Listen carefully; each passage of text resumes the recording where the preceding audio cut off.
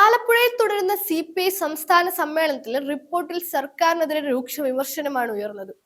സർക്കാരിന്റെ പ്രവർത്തനം ഇങ്ങനെ പോരാ എന്ന് റിപ്പോർട്ട് വ്യക്തമാക്കുന്നു.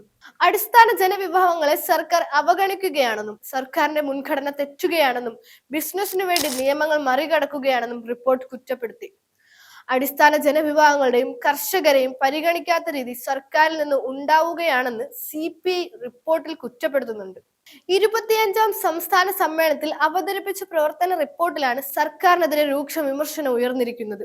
സംഭരിച്ച നെല്ലിന്റെ പണം പോലും കൊടുക്കാൻ കഴിഞ്ഞില്ല. കർഷക ക്ഷേമ ബോർഡ് കടലാസിൽ മാത്രമായി ഒതുങ്ങി. കാർഷിക കടാശ്വാസ കമ്മീഷൻ പണമില്ലാത്തതുകൊണ്ട് സ്തംഭിച്ചു. സർക്കാരിന്റെ മുൻഗണനകൾ മാറിപ്പോകുന്നുവെന്നും റിപ്പോർട്ട് പറയുന്നു.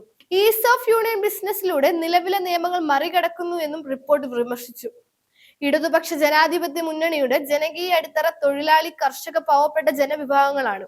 അവരുടെ പ്രശ്നങ്ങൾക്ക് അർഹിക്കുന്ന പരിഗണന നൽകുന്നില്ല എന്ന വിമർശനം ഗൗരവമുള്ളതാണെന്നും റിപ്പോർട്ടിൽ പറയുന്നുണ്ട്. അടിസ്ഥാന വർഗത്തിന്റെ ആവശ്യങ്ങൾക്ക് പരിഹാരം കാണാൻ കൂടുതൽ ശ്രദ്ധ ഉണ്ടാകേണ്ടതുണ്ട്. മുൻഗണനാക്രമം നിശ്ചയിച്ച് നടപ്പാക്കേണ്ട പദ്ധതികളാണ് LDFന് പിന്തുണയ്ക്കുന്ന ജനങ്ങൾ ആഗ്രഹിക്കുന്നത്. സംസ്ഥാനത്ത് പുതിയ നിയമങ്ങൾ നടക്കുന്നില്ലെന്നും സ്വകാര്യ മേഖലയിൽ സംവരണം നടപ്പാക്കാത്തതിനാൽ ശക്തമായ പ്രതിഷേധം ഉയരുകയാണെന്നും റിപ്പോർട്ടിൽ വിമർശിക്കുന്നുണ്ട്.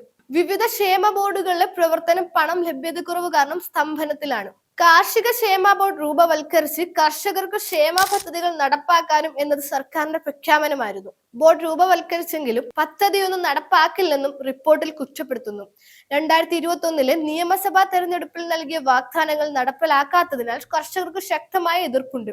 സംഭരിച്ച നെല്ലിന്റെ പണം പോലും പൂർണ്ണമായും നൽകാൻ സർക്കാരിന് കഴിഞ്ഞില്ലെന്നും റിപ്പോർട്ടിൽ പരാമർശിക്കുന്നു. പരമ്പരാഗത വ്യവസായ മേഖലയിൽ 5 ലക്ഷം പേർക്ക് തൊഴിൽ നഷ്ടമുണ്ടായി. KSRTC, KSEB, വാട്ടർ അതോറിറ്റി തുടങ്ങിയ സ്ഥാപനങ്ങളിൽ തൊഴിലാളികൾ കുറയുന്നു. എന്നാൽ സംസ്ഥാന സർക്കാരിനെതിരെ അതിരൂക്ഷമായ വിമർശനം CPI സമ്മേളന റിപ്പോർട്ടിൽ ഉയരുമ്പോൾ അതിന് ഉത്തരവാദികൾ CPI കൂടെയാണെന്ന് ബോധ്യം അവർക്കും ഉണ്ടാകണം. CPI സംസ്ഥാന സെക്രട്ടറി ബിനോയ് വിശ്വം CPMന്റെയും മുഖ്യമന്ത്രി പിണറായി വിജയന്റെയും റാൻമൂളിയാണെന്ന് CPI നേതാക്കന്മാർ തന്നെ അടക്കം പറയുമ്പോഴാണ് സംസ്ഥാന സർക്കാരിനെതിരെ സമ്മേളന റിപ്പോർട്ടിൽ കൃത്യമായ വിമർശനം ഉയരുന്നത്.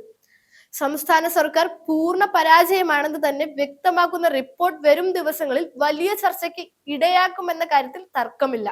കേരളത്തിൽ കോൺഗ്രസ് നേതാക്കളും പ്രതിപക്ഷ നേതാവ് VD സതീശനും നാഴികയ്ക്ക് 40 വട്ടം പറയുന്ന അതേ കാര്യം തന്നെയാണ് CPIയുടെ ഈ റിപ്പോർട്ടിൽ പുറത്തു വന്നിരിക്കുന്നത്. തങ്ങൾ കൂടി ഉൾപ്പെട്ട ഭരണ സംവിധാനം പൂർണ്ണമായും പരാജയപ്പെട്ടു കഴിഞ്ഞുവെന്ന് സ്വയം വിമർശനമാണ് സമ്മേളന റിപ്പോർട്ടിലൂടെ CPI നടത്തുന്നത്.